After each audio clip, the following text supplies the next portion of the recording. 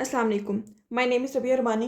Welcome to Pharma Whisper. आज जो हमारा टॉपिक है, हमारे पास आयोनाइजेशन का सेकंड टॉपिक है विच इज़ बफर्स।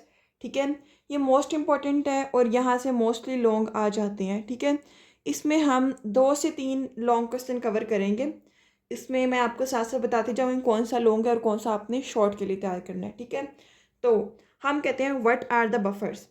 बफर्स क्या होते हैं? बफर्स आर कंपाउंड्स और substances that resist change in pH by addition of small amount of acid और alkali। मीन के हमारे पास ऐसे कंपाउंड या सब्सटेंसेस होते हैं जो कि हमारे पास पीएच के चेंज को रेजिस्ट करते हैं। अब हमारी बॉडी जो है वो क्या है, हमारे पास उसकी स्पेसिफिक पीएच है लाइक 7.35 टू 7.4। अगर उसमें कोई भी चेंज होती है, हमारी बॉडी में नेचुरल बफर्स भी मौजूद हैं, बायोलॉजिकल बफर्स उनको हम कहते हैं। ठीक है, वो क्या करते हैं, वो इस पीएच को चेंज नहीं होने देते। क्यों? क्योंकि पीएच चेंज होगी, हमारी बॉडी के जो फंक्शंस है वो हमारे पास चेंज हो जाएंगे ऑटोमेटिकली। जब वो चेंज होंगे तो हमारे पास हार्मफुल इफेक्ट्स शो होंगे हमारी बॉडी में। ठीक है, तो किस तरह उस चेंज को रेजिस्ट करते हैं? By addition of small amount of acid और अल्कली। मतलब थोड़ा सा हमारे पास थोड़ी सी अमाउंट एसिड या अल्कली की डाल के वो क्या करते हैं, उस जो चेंज है पीएच के चेंज को रेजिस्ट करते हैं। उन कंपाउंड्स या सब्सटेंसेस को हम कहते हैं बफर्स। ठीक है, तो हम कहते हैं इस पूरे प्रोसेस को, मीन के हमारे पास जो रेजिस्टेंस है पीएच के चेंज में, वो हम क्या कहते हैं? It is known as buffer action. The resistance to the change in pH is known as buffer action. Mean के जो बफर की एक्टिविटी है उसको हम कहते हैं this is called the buffer action. Buffers. अब बफर्स जो हमारे पास होते क्या हैं? अब बफर्स जो है हमारे पास दो तरह से होते हैं, type A type B. Mean के हमारे पास एक एसिडिक बफर होता है, एक बेसिक बफर होता है। एसिडिक बफर, अब जो चीज़ भी होगी ना, लाइक एसिडिक बफर है तो हमारे पास एसिड जो होगा वो वीक होगा। अगर हमारे पास बेसिक बफर है तो हमारे पास जो होगी बेस वो वीक होगी। Weak acid and its conjugate salt या बेस हम कह सकते हैं। ठीक है, it's conjugate base, like acid के साथ उसकी कॉन्जुगेट बेस है जिसको हम क्या कहते हैं? साल्ट भी कहते हैं। मीन कि ये हमारे पास मिक्सचर होता है एसिड प्लस साल्ट का। ठीक है, ये हमारे पास इस तरह से आ जाते हैं एसिडिक बफर्स। तो हम कहते हैं कि इसकी कॉन्जुगेट बेस है। एंड वीक बेस में हम कहते हैं हमारे पास क्या होता है? इट इज़ कॉन्जुगेट एसिड होता है। तो यहाँ पे क्या होता है? कॉन्जुगेट बेस में हमारे पास एसिड भी हो सकता है, यहाँ पे बेस भी हो सकती है। तो वीक बेस के साथ उसका कॉन्जुगेटेड एसिड है, मीन के हमारे पास क्या है? सॉल्ट ही है। आप साल्ट ही ध्यान में रखें, वीक बेस और उसका हमारे पास साल्ट। अब types, acidic buffers and basic buffers. What are the acidic buffers? ऐसे बफर्स जो कि हमारे पास क्या होते हैं? एसिडिक है, वीक एसिड प्लस उसका जो कॉन्जुगेट बेस है, मीन के हमारे पास साल्ट है। एग्जाम्पल में CH3COOH, दिस इज एसिड, और ये हमारे पास उसका साल्ट है CH3COONA। Same like that. अब इसकी पीएच क्या होती है? 0 to 7। एसिडिक 0 to 7 ही होती है। बेसिक में 7 to 14, इसमें वीक बेस होती है और हमारे पास उसका साल्ट होता है। इस एग्जाम्पल में हम कहते हैं हमारे पास NH4OH और हम कहते हैं NH4Cl। ये हमारे पास हो गए बेसिक बफर्स। अब बफर एक्शन क्या होता है हमारे पास? जब बफर एक्शन है, when acid H positive is added to acidic buffer. Like हमारे पास क्या है? एक एसिडिक बफर है। अब एसिडिक बफर में क्या चीज़ है? एसिडिक बफर में वीक एसिड है प्लस हमारे पास एक है हमारे पास कॉन्जुगेट बेस। जो बेस है वो हमारे पास आती है A नेगेटिव। ठीक है, तो जब हमने H पॉजिटिव डालते हैं इन एसिडिक बफर, हमने डाला H positive in acidic buffer, H positive क्या होगा? इनमें से हमारे पास जो बेस होगी वो रिएक्ट करेगी हमारे पास H पॉजिटिव के साथ और हमारे पास HA बना देगी, जिसकी वजह से क्या होगा? ये वाला जो एसिड है इसकी अमाउंट इंक्रीज नहीं होगी। तो हमने क्या किया? हमने इसकी अमाउंट को इंक्रीज होने से रोक लिया, क्योंकि H पॉजिटिव आएगा तो ये हमारे पास एसिड इंक्रीज होगा, हमारे पास ज़्यादा और एसिडिक हो जाएगा हमारे पास बफर। तो हम कहते हैं हमारे पास जो एसिडिक इन्वायरमेंट होते हैं उसमें क्या हो जाएगा? एसिड और ज़्यादा हो जाएगा। बट जो एसिडिक बफर होता है वो उसको प्रिवेंट करते हैं। किस तरह प्रिवेंट करते हैं? When acid is added to acidic buffer, like हमने एसिड डाला एसिडिक बफर में, तो हमारे पास क्या होता है? कॉन्जुगेट बेस A नेगेटिव जो होती है वो H पॉजिटिव के साथ रिएक्ट करती है और HA बना देती है, minimizing the rise in free H positive. Mean के हाइड्रोजन के जो आयंस हैं उनको इंक्रीज करने से रोकती है and thus limiting the pH change, और पीएच चेंज को भी प्रिवेंट करती है। And same principle is applied to the basic buffer. Like basic buffer में भी यही प्रिंसिपल अप्लाइड होता है. Then mechanism is based on neutralization of added H positive और ओ एच नेगेटिव. मीन कि हम क्या कहते हैं, हम न्यूट्रलाइजेशन के जो फिनोमिना है उस पर बेस करते हैं. एसिडिक बफर्स, अब हमने ले लिया इसकी हम एक एग्जांपल ले लेते हैं. CH3COOH CH3COONA. अब हम कहते हैं कि जब एसिड डाला जाता है H पॉजिटिव, तो क्या होता है हमारे पास H पॉजिटिव जो होता है वो A नेगेटिव के साथ अटैक होता है, मतलब रिएक्शन करता है अपना, और क्या होता है हमारे पास A बना लेता है, जिसकी वजह से क्या होता है इस हाइड्रोजन की एक्यूमुलेशन नहीं होती, pH कांस्टेंट रहती है. अगर हम बेस ऐड करेंगे, जब बेस ऐड की जाती है तो हमारे पास क्या होता है, इस पूरे एसिड के जो एसिडिक बफर होता है उसके अंदर जो HA होता है उसके साथ रिएक्ट करते हैं और हमारे पास A नेगेटिव बना देता है, विच जो कि हमारे पास वाटर की फॉर्म में रिलीज हो जाता है OH नेगेटिव, और हमारे पास pH जो होती है वो कांस्टेंट रहती है और OH एक्यूमुलेट नहीं होता, मीन कि वो बैलेंस हो जाता है वाटर के साथ मिलके. तो ये हमारे पास क्या हो जाता है, इस तरह हम इसको न्यूट्रलाइज करते हैं एसिडिक बफर में. बेसिक बफर में क्या होता है, NH4OH NH4Cl. अगर हाइड्रोजन हमने डाला तो वाटर बन गया, क्योंकि ऑलरेडी उसमें OH नेगेटिव होता है ना. तो जब हाइड्रोजन के साथ वो रिएक्ट करता है तो क्या होता है हमारे पास वाटर बना देता है. अब जब OH डालेंगे तो उसका जो हमारे पास BH पॉजिटिव प्रेजेंट होता है, हमारे पास कुछ फॉर्म्स प्रेजेंट होती है ना वो रिएक्शन वाली, BH पॉजिटिव एरो बाई, ठीक है, B+H2O. तो वो क्या करता है हमारे पास OH नेगेटिव के साथ अटैच होता है और हमारे पास क्या करता है वाटर की फॉर्म में उसको एक रिलीज कर देते हैं. तो हम कहते हैं एक्यूमुलेशन ऑफ OH नेगेटिव नहीं होती है, pH क्या होती है कांस्टेंट रहती है. ये हमारे पास हो गया बफर एक्शन, किस तरह से बफर ने एक्ट किया. अब हम पढ़ते हैं हमारे पास main important long question which is Henderson Hasselbalch equation. This is most important और ये मोस्टली आ जाती है, तो इसको हम बफर इक्वेशन भी कहते हैं. अब ये होती क्या है, जितना मटेरियल इधर लिखा है उतना इनफ है. It relates pH of solution to the concentration of weak acid और weak base and its conjugate. Mean के हमारे पास ये क्या करती है, हमारे पास वीक एसिड, वीक बेस और उसके कॉन्जुगेट को क्या करती है हमारे पास pH के साथ रिलेट करती है. तो it is widely used in pharmaceutics to calculate the degree of ionization of drugs and design the buffer solution. Buffer solution बनाने के लिए और ड्रग की आयनाइजेशन की डिग्री को फाइंड करने के लिए हमारे पास ये वाली इक्वेशन यूज़ होती है जिसको हम क्या कहते हैं बफर इक्वेशन. तो इसकी डेरिवेशन, मेनली इसकी डेरिवेशन ही है, ये मोस्टली 10 मार्क्स से ही आता है, तो आपने इसमें यही डेरिवेशन इतनी इनफ होती है. तो हम स्टार्ट करते हैं. फॉर वीक एसिड डेरिवेशन दो हैं, आपने लाइन लगा के नहीं लिखनी, आपने प्रॉपर लिखेंगे तो थोड़ा सा लेंथ इंक्रीज हो जाएगी. फॉर वीक एसिड, अब हम कहते हैं वीक एसिड की आयनाइजेशन क्या होती है. HA is dissociate into H positive A negative. ठीक है, अब हमने एसिड डिसोसिएशन कांस्टेंट पहले लेक्चर में पढ़ा था कि क्या होता है, हमारे पास स्ट्रेंथ होती है एसिड की टू नेट अ प्रोटॉन.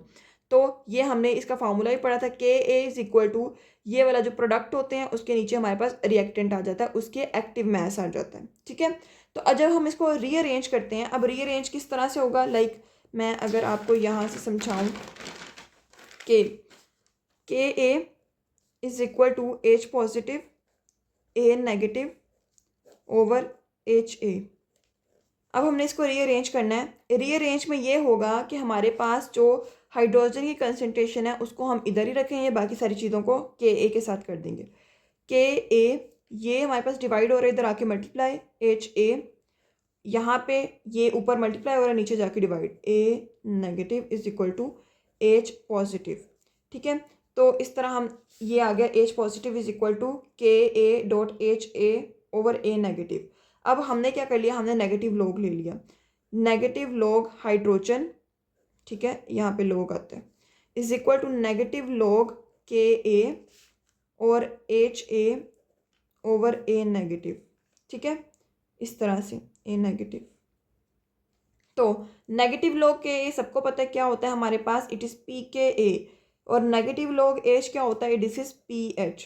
ठीक है, यहाँ पे क्या आ जाएगा, ये HA, यहाँ पे जब लॉग लेंगे, हमने नेगेटिव लॉग लिया ना, तो जब नेगेटिव लॉग लेंगे तो यहाँ पे भी नेगेटिव लॉग ही आएगा, यहाँ पे लगाना भूल गई मैं. तो नेगेटिव लॉग, इधर negative log HA over A negative. ठीक है, ये समझ आ गई है. अब क्या होगा, अब हमने इस नेगेटिव को पॉजिटिव करना है. pH is equal to pKa plus log A negative over HA. अब यहाँ पे क्या है, pH is equal to pKa plus log A negative, ये हमारे पास क्या आता है, this is conjugate base, mean कि हमारे पास साल्ट था जो, इसको हम salt concentration over H A, this is acid. तो हमारे पास ये फार्मूला जनरेट हो जाता है which is P H is equal to P K A plus लोग साल्ट ओवर एसिड। मैं यहाँ से आपको बता देती हूँ। तो यहाँ पे हमारे पास यहाँ पे रीअरेंज हुआ, ठीक है, जैसे मैंने आपको बताया था कि यहाँ पे के डॉट, यहाँ पे सॉरी, ठीक है, ये रीअरेंज हुआ के ए dot H A over A negative. इसी तरह से अब नेगेटिव लॉग ले लिया, नेगेटिव लॉग लिया तो यहाँ पे नेगेटिव लॉग आया, यहाँ पे नेगेटिव लॉग आया और यहाँ पे आया। Minus log H positive is equal to P H minus log K A is equal to P K A. तो यहाँ पे P H is equal to P K A plus यहाँ पे पहले माइनस वाला, ये पहले माइनस वाला स्टेप आता है, ठीक है, देन उसको जब हम रिवर्स करते हैं तो ये हमारे पास क्या हो जाता है, पॉजिटिव हो जाता है। ए इज कॉन्जुगेट बेस या salt over H A, it is acid. तो इस तरह हमारे पास लास्ट जो इक्वेशन है Henderson Hasselbalch equation for the weak acid has been derived, mean के हमारे पास डेरिवेशन आ गई वीक एसिड के लिए। अब हम करते हैं for the weak base, consider the weak base, ठीक है, इन द वाटर। यहाँ पे डिसोसिएशन किस तरह से होती है, B plus H two O arrow by B H positive plus O H negative. ये जो है ये दिस इज प्रोडक्ट ऊपर आ गया, दिस इज रिएक्टेंट। मैंने पहले ही बताया था पहले लेक्चर में कि जो वाटर है ये जस्ट हम सोल्यूशन के लिए ले रहे हैं कि हमारे पास सोल्यूशन में डिसोसिएशन हुई है, तो हमारे पास रिएक्टेंट जस्ट बी है। के बी इज इक्वल टू, ये हमारे पास इक्वेशन आ गई। सेम लाइक हमने रीअरेंज किया, हम यहाँ पे क्या करेंगे, ओ एच इधर ही रहेगा बी के बी के साथ और यहाँ पे divide K B dot B over B H, ठीक है, ये हमारे पास आ गया। नेगेटिव लॉग लिया, माइनस लॉग जो है हमारे पास किसका, ओ एच नेगेटिव का, के बी का, देन इसका। अब नेगेटिव लॉग ओ एच हमने पढ़ा था क्या होता है, this is P O H minus log K B is equal to P K B. तो यहाँ पे ये क्या बनता है, ये देखना है आपने कि यहाँ पे, ठीक है, ये वाला माइनस लॉग ओ एच कितना है, this is P O H, sorry P O H is equal to minus log K B P K B, यहाँ पे minus log B over B H positive. तो जब हम इसको प्लस करेंगे P K B plus log, ये क्या हो जाएगा, रिवर्स हो जाएगा, ऊपर चला जाएगा B H positive over B. तो इस तरह से हमारे पास ये वाली इक्वेशन आ जाती है। B H positive is conjugate acid और ये हमारे पास मीन के हमारे पास साल्ट है ओवर बेस, तो हमारे पास p O H is equal to P K B plus log salt over base, ये हमारे पास आ जाता है इसका फॉर्मूला। हम कहते हैं पी एच, अब ये हमने पढ़ा था p H plus p O H is equal to 14। तो हमारे पास p H is equal to 14 minus p O H, 14 minus p O H की वैल्यू लिखी हमने, यहाँ पे हमारे पास एक कंप्लीट इक्वेशन डिराइव हो जाती है in the form of P H. ये इंपॉर्टेंट है, आपने ध्यान से करनी है, ठीक है। नेक्स्ट जो आता है हमारे पास टॉपिक, वो हमारे पास आता है कॉमन आयन इफेक्ट। ये भी इंपॉर्टेंट टॉपिक है और ये शॉर्ट के लिहाज से इंपॉर्टेंट है और कंसेप्ट के लिहाज से भी इंपॉर्टेंट है। ये वाला एक हेंडरसन इक्वेशन वाला बना है, मीन के बफर इक्वेशन वाला लॉन्ग, और एक हमारे पास ये बनता है इंपॉर्टेंट, शॉर्ट कह लें इसको, लॉन्ग में भी आ सकता है, और ये हम कहते हैं ली चैटलियर प्रिंसिपल के नेम से भी आ सकता है। तो कॉमन आयन इफेक्ट क्या होता है, इसकी जो एक कंप्लीट जो ओवरव्यू है मैं आपको पहले ही बता देती हूँ। मीन के हमने क्या किया, हमारे पास एक वीक इलेक्ट्रोलाइट होता है, एक हमारे पास होता है स्ट्रॉन्ग इलेक्ट्रोलाइट। हम क्या करते हैं, इन दोनों का एक जो होता है आयन वो कॉमन होता है, लाइक इन दोनों के केस में AgCl NaCl में क्लोरीन कॉमन है। तो हम कहते हैं कि हमारे पास जब वीक इलेक्ट्रोलाइट में हम स्ट्रॉन्ग इलेक्ट्रोलाइट डालते हैं, ऐसा इलेक्ट्रोलाइट जो हमारे पास क्या होता है, जिसमें कॉमन आयन हो, मीन के दोनों इलेक्ट्रोलाइट्स में कॉमन आयन हो। वीक इलेक्ट्रोलाइट में जब strong electrolyte having a common ion is added, जब हम ऐड करते हैं तो क्या होता है, वीक इलेक्ट्रोलाइट्स की जो आयोनाइजेशन होती है वो हमारे पास कम हो जाती है। अब हम देखते हैं किस तरह से कम होती है। तो ये हमारे पास, इसको हम कहते हैं this is called the common ion effect. Mean के कॉमन आयन की वजह से क्या होती है, हमारे पास वीक इलेक्ट्रोलाइट की जो आयोनाइजेशन है वो कम हो जाएगी। It is defined as decrease in ionization, ठीक है, डिक्रीज इन आयोनाइजेशन और dissociation of a weak electrolyte. किसकी, वीक इलेक्ट्रोलाइट की जो डिसोसिएशन या आयोनाइजेशन है वो डिक्रीज हो जाती है when a solution already contains an ion, mean कि जब हमारे पास एक ऐसा सोल्यूशन जिसमें क्या होता है, एक आयन होता है डेट इज कॉमन, जो कि हमारे पास वीक इलेक्ट्रोलाइट के साथ कॉमन होता है, उसमें हमारे पास ऐड किया जाता है वीक इलेक्ट्रोलाइट में।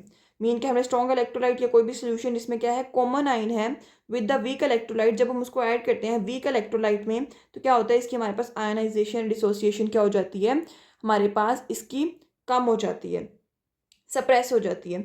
Suppression of ionization of a weak electrolyte when a strong electrolyte containing a common ion is added to a solution. It is based on Le Chatelier's principle. Le Chatelier principle क्या कहता है, when a system at equilibrium is distributed it shifts in direction that counteracts the disturbance. Mean कि जहाँ पे भी disturbance होती है उसके क्या होता है ऑपोजिट में रिएक्शन चला जाता है.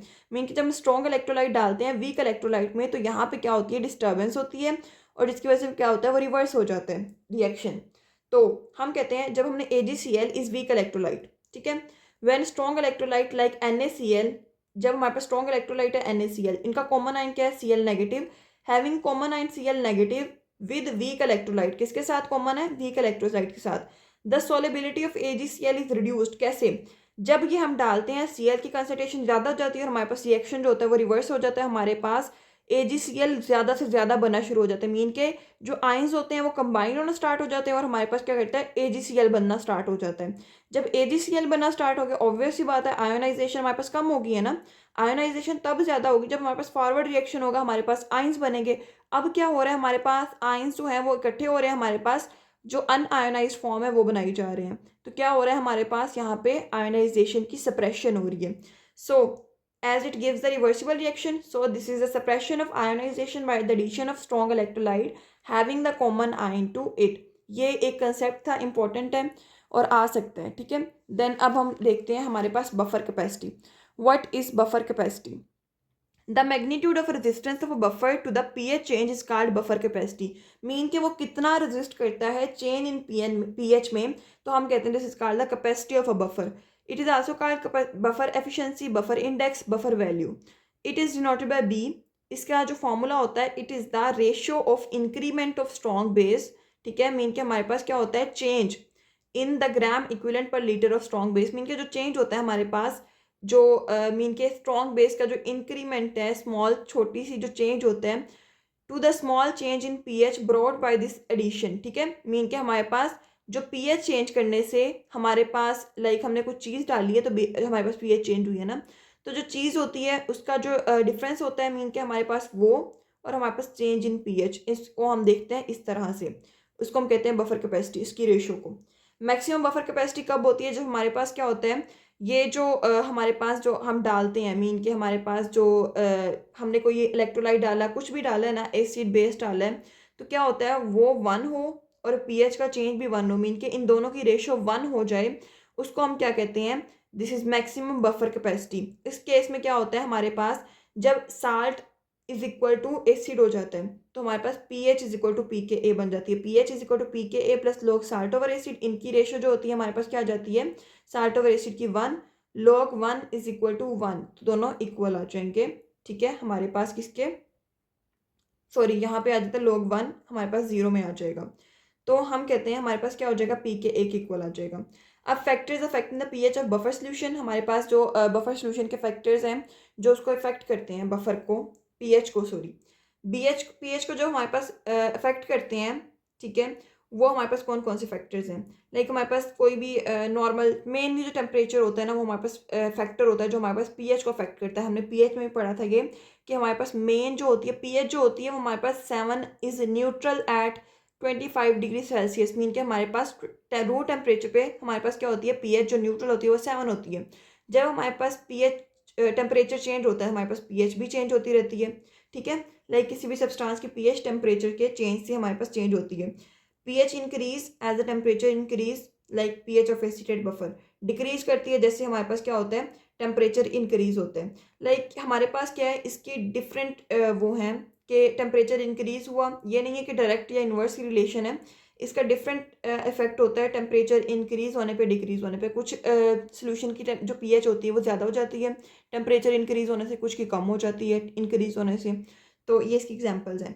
न्यूट्रल साल्ट, अब जो हमारे पास अगर हम किसी भी बफर सोल्यूशन में हम न्यूट्रल साल्ट डाल रहे हैं, ठीक है, थोड़ा सा न्यूट्रल है मीन के थोड़ा सा हमने डाल दिया तो क्या होगा हमारे पास जो pH है वो चेंज नहीं होगी. बट अगर हम उसकी कंसनट्रेशन ज़्यादा कर देते हैं है तो वो न्यूट्रल, बट जब उसकी बहुत ज़्यादा कंसंट्रेशन इंक्रीज हो जाती है, पीएच चेंज होना स्टार्ट हो जाता है because of the ionic strength change हो जाती है।